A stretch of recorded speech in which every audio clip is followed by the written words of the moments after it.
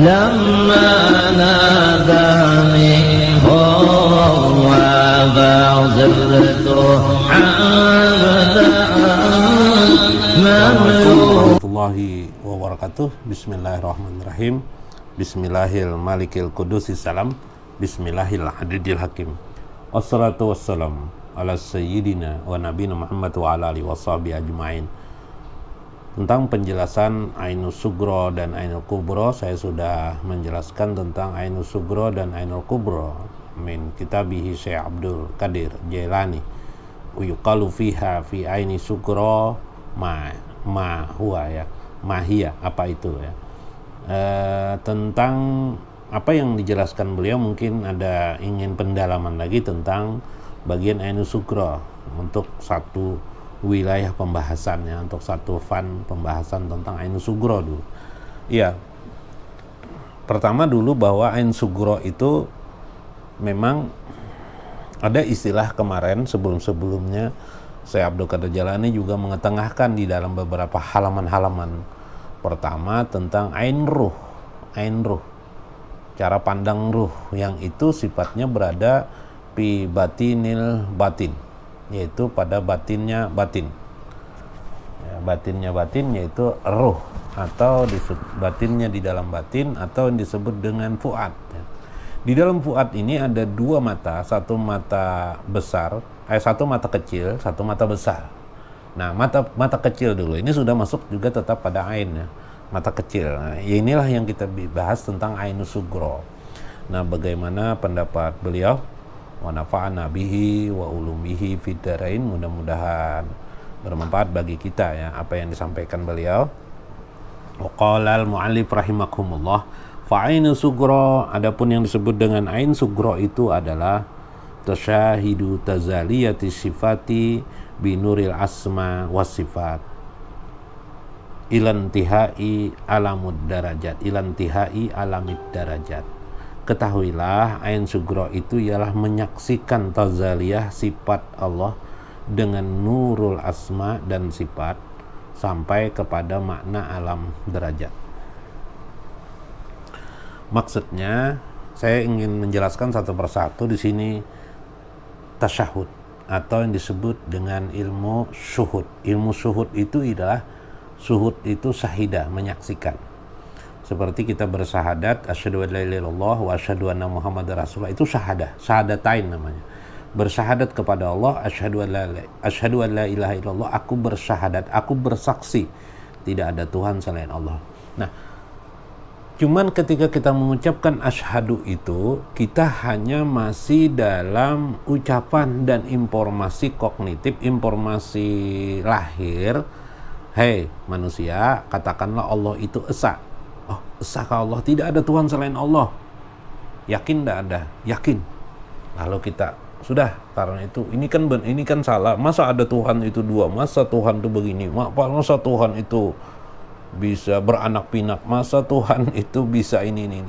Oh, ini salah. Oh, betul. Masa Tuhan itu tidak bisa membela dirinya? Anda menuhankan patongnya bisa Anda menuhankan Anda. Masa Tuhan itu digambarkan dengan taswir atau tamsil, bagaimana seperti manusia. Kalau seperti manusia juga Tuhan tidak lebih lah dari manusia. Ngapain punya Tuhan tidak lebih, tidak punya apa-apa ya seperti manusia lah misalnya. Akhirnya dengan pengetahuan kognitif seperti itu, pengetahuan kognitif istilahnya, pengetahuan lahiriah seperti itu, ilmu agama pada umumnya, kita di dalam Islam juga begitu diajarkan. Lalu kita akhirnya ridho. Oh, berarti Allah itu hanya esa. Berarti Tuhan Allah itu esa. La ilaha illallah. Betul. Kalau begitu, silakan bersahadat. Tasyhadu an la ilaha illallah. Lalu Anda bersahadat, asyhadu an la ilaha illallah wa asyhadu anna muhammadar rasulullah. Bukan sekedar itu Anda, untuk supaya lengkap keimanan Anda bukan hanya bersahadat tentang Allah, tapi juga Anda percaya Allah punya malaikat yang bisa diutusnya sampai sekarang, sampai akan datang, terus menerus ada dalam kehidupan kita. Kita juga harus bertasyahud atau bersahadah Nabi Muhammad SAW itu ada, wa asyhadu anna muhammadar rasulullah. Kita harus juga bersaksi di kitab-kitab Allah itu ada. Kita percaya, kita bersaksi bahwa hari kemudian itu ada. Kita bersaksi bahwasanya qada dan qadar Allah itu ada, baik dan buruk. Nah, orang yang ma'rifatullah sebenarnya tidak lepas daripada makna keimanan 6 tadi. Bersahadat, yaitu bersahadat kepada Allah. Cuman syahadat mereka sudah pada pendalaman tentang syahadat. Engkau bersaksi bahwa Allah itu ada, engkau bersaksi tidak ada Tuhan selain Allah. Bagaimana Anda bisa melakukannya, menjalaninya, memahaminya, mempraktekkan syahadat Anda itu? Nah, ini sudah pada bentuk epistemologi kalau orang istilah sekarang. Epistemologi lebih bentuk pada pendalaman yang bukan hanya jahir, tapi makna batin. Kalau Anda memahami hanya lahir, ya sampai situ tadi itu selesai, Anda sudah tidak ada apa-apa lagi, sudah selesai. Itulah yang disebut dengan cukup-cukupan, untung-untungan nanti di akhirat. Nah, padahal ayat Al-Quran banyak yang menyinggung hal yang bersifat pendalaman.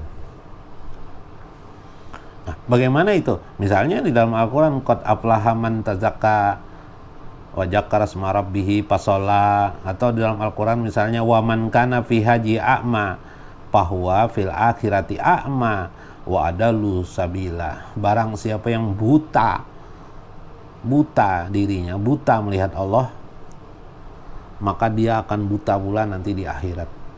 Nah, yuk, bahwa fil akhirati a'ma, maka di akhirat pun dia juga jadi buta. Wa adalu sabila, maka amat menyesatkanlah jalan mereka itu. Ya, tadi itu salah jalan akhirnya, gitu kan. Nah, jangan sampai seperti itu. Quran surah Al-Isra ayat 72 ya. Nah, ain sugro tasyahud seseorang itu tazaliyat. Nah, sekarang ada lagi istilah tazaliyat. Nah, inilah setiap kata di dalam Imam Ma'rifatullah itu memiliki makna. Tazaliyat itu apa? Tazali itu artinya jelas. Maka bersaksi kepada Allah itu terlihat secara jelas. Oleh apa? Oleh basiroh kita, oleh ain sugro kita. Nih, ain sugro kan bahasannya. Allah itu memang ada, Allah itu maha agung, maha kuasa. Tazali di bidang apa? Jelas terhadap kita, jelasnya itu apa? Tentang sifat-sifat Allah. Sifat Allah. Binuri asma'i wa sifat. Yakni cahaya asma dan sifat. Nah, tentang kemarin bisa jelas sifat-sifat Allah. Misalnya salah satu yang dikisahkan oleh Syekh Abdul Qadir dalam kitab Fathur Rabbani. Kalau ini inti yang dalam, kalau Fathur Rabbani aplikasi ya. Tentang kudrat Allah di alam semesta. Merasa enggak kita ini tidak kuasa? Merasa enggak kita ini tidak punya kemampuan? Kalau sudah lapar saja kita cari makan kan? Merasa enggak kita ini diatur Allah? Bahwa semua manusia, semua makhluk ini pasti mencari makan. Coba, ada nyamuk cari makan enggak dia? Cari makan juga. Ada hewan ular cari makan enggak? Ada enggak hewan yang tidak mau cari makan? Bakteri juga cari makan kan? Virus corona juga cari makan gitu kan. Nah, bagaimana caranya ini? Nah, itu ketundukan kepada kekuasaan Allah Subhanahu wa ta'ala. Tidak ada manusia atau makhluk di hidup ini tidak bisa makan, dan mereka bernapas, mencari oksigen atau mencari penghidupan. Coba bayangkan, siapa yang mengatur ini? Siapa yang berkuasa atas ini? Ya Allah. Ya, siapa? Yang kamu yakini siapa? Kamu bertahun kepada sifat turun Allah. Siapa kira-kira yang bisa melakukan itu, mengatur seperti itu? Ya Allah. Nah, itu namanya tasawuf tajalli sudah pada sifat Allah, yaitu sifat kudrat iradah Allah. Tapi itu masih hanya di antara bagian itu. Harus satu persatu dari sifat-sifat Allah dipahami dan nama-nama Allah dipahami. Untuk memahami itu, karena itu menjadi panjang pembahasannya supaya kita mengerti tentang itu. Bagian-bagian tertentu saya mengisahkan tentang asma Allah Ar-Rahman dan Ar-Rahim, tentang asma Jat Wajibal Wujud, yaitu Allah sudah kita jelaskan dalam penjelasan dalam ta'lim kita ini. Nah, tajali itu tadi itu tentang qadar iradah. Nah, berarti kita ini tidak ada kuasa. Siapa yang mengatur kekuasaan ini? Ya Allah semuanya. Qudratnya, iradat Allah luar biasa. Subhanallah. Ayo, kemana lagi kita mencari? pemahaman yang bisa kita pahami selain kepada Allah Subhanahu wa Ta'ala, melewati kitab Al-Quran dan Sunnah dan pendapat dan hasil analisa para ulama-ulama di bidang mereka masing-masing. Nah, karena itu akhirnya sekarang mata kita punya mata lalu merasa hebat, kita nggak bisa juga. Mata ternyata ketika gelap hari bisa nggak melihat mata kita, tidak bisa juga, diatur juga. Bahkan mata kita makin tua makin kabur mungkin. Loh, kenapa kepingin kita makin tua makin terang? Yang dulunya berapa meter kita melihat harus bisa sekian meter kita melihat, seluas pandang mata memandang ya. Kalau sudah kabur nggak bisa lagi pandang memandang ya, makin kabur kita. Tubuh kita kenapa makin tua? Oh, seharusnya kalau kepingin kita apa? Kalau kepingin kita makin tua makin muda, makin tua makin lembut tubuh kita, makin bagus, makin gagah. Tapi ternyata manusia tidak bisa meninggalkan keadaan itu. Ada apa? Kenapa? Manusia apa berkuasa? Tidak berkuasa juga manusia. Panjang kisah ini. Ini adalah salah satu binuri sifatillah, tentang nur sifat Allah Subhanahu wa Ta'ala. Kira-kira paham ya sudah yang menyangkut mas ini. Nanti kembangkan sendiri ya. Kalau satu persatu tidak bisa habis waktu. Tapi insya Allah nanti kita akan membahas satu persatu bagian-bagian itu ya. Bagian tentang memahami dari satu persatu. Karena itu pengajian itu ada kurikulum ya, sebenarnya ada kurikulum, ada metode untuk jalan menjalani ya. Silahkan Anda belajar ma'rifatullah itu di mana saja, yang penting ada sebuah kecocokan nanti dengan dasar-dasar Quran dan Sunnah dan natijah hasil penelitian yang diteliti oleh para ulama, baik melalui pengalaman mereka, keilmuan mereka, ulama di bidang ini ya, di bidang ilmu tasawuf, ulama di bidang ilmu ma'rifatullah. Jangan ulama di bidang lain, nanti bingung lagi, kacau lagi memahami. Ya, itu ya. Binuri asma wa sifat ilan tihai alamid darajat, sampai kepada tingkat derajat alam derajat. Nah, alam derajat itu sampai pemahamannya, maksudnya mulai Anda memahami alam jasad. Kemudian tadi yang kita kisahkan tentang sifat Allah secara tajalliyat itu sudah alam misal namanya. Bermakna alam di dalam alam misal. Sekarang bagaimana makna itu di alam ruh? Makna ketuhanan itu di alam ruh. Ternyata kudrat iradat Allah itu juga ada. Nah, ini kan sifat Allah, kudrat iradat di alam ruh, di mana adanya pengaturan di alam ruh.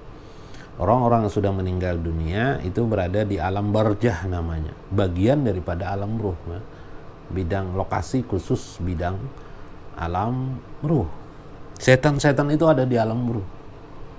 Subhanallah. Coba bayangkan kalau setan, iblis itu bisa menampakkan dirinya dalam jasad kehidupan manusia ini, kira-kira apa?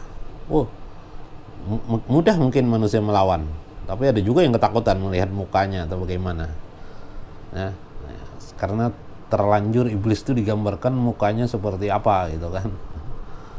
Nah, itu tabiat manusia, cara memahaminya. Kemudian ada lagi pengaturan kudrat iradat itu di alam para malaikat, alam malak. Kemudian ada lagi di alam mulki. Kemudian bagaimana lagi di alam sultani, alam jabarut. Nah, sampai di sana. Inilah sampai di sana. Jadi Ainu Sugro tidak mampu sampai kepada, bahkan ada yang berpendapat tidak sampai pada alam jabarut, tapi ada yang mengatakan sampai alam jabarut. Kita katakan ini sampai alam jabarut, sampai nanti kepada alam lahut nantinya. Mudah-mudahan bisa dipahami maksud daripada Syekh Abdul Qadir Jalani ini tentang Ain Sugro. Itu cara pemahaman. Nah, orang-orang yang seperti itu sudah binuri tauhid, bukan sekedar fi ilmihi, bukan sekedar ilmu, tapi sudah irfan.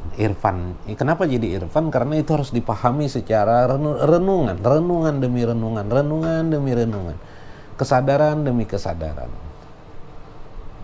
Seperti orang mengatakan dia dapat rezeki, langsung yang terpikirkannya ini pemberian dari Allah Subhanahu wa Ta'ala, bukan pemberian manusia, tapi dia tetap mengucapkan bersyukur kepada manusia. Ini sudah memahami binuril asma, nur asma Tuhan yang maha rojak, yang memberikan rezeki kepada dirinya. Mudah-mudahan bermanfaat pengetahuan ini. Wallahul muwaffiq wa aqwamut thoriq. Assalamualaikum warahmatullahi الله لما ناداني هو فصرت عبدا مملوكا له